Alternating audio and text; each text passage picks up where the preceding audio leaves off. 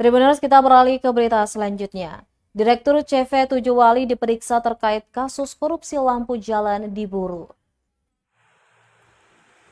Direktur CV7 Wali akhirnya diperiksa jaksa terkait dugaan korupsi anggaran pengadaan lampu jalan di Kabupaten Buru. Pemeriksaan tersebut digelar di kantor Kejari Buru Sabtu 11 Juni 2022 kemarin. Demikian disampaikan Kasubsi Penyidikan Kejari Buru Danitya Putra Prawira saat dikonfirmasi tribunambon.com pada hari Sabtu 11 Juni 2022. Proses pemeriksaan saksi itu lanjutnya digelar selama 11 jam.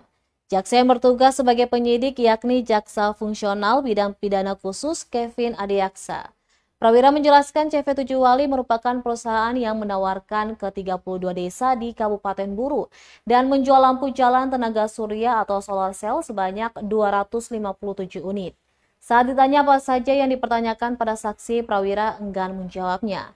Diketahui kerugian keuangan negara dalam kasus pengadaan lampu jalan ini senilai 3,2 miliar rupiah. Diduga sebanyak 82 kepala desa terlibat dalam kasus dugaan tindak pidana korupsi lampu jalan itu.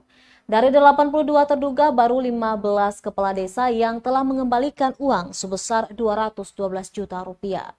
Total 16 saksi telah diperiksa dalam perkara tersebut.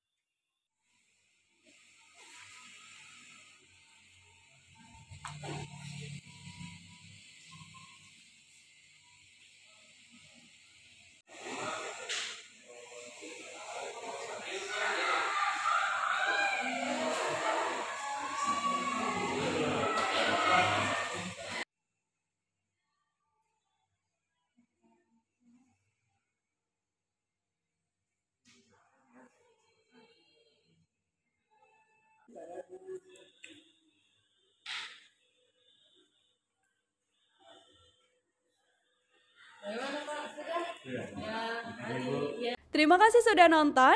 Jangan lupa like, subscribe, dan share ya.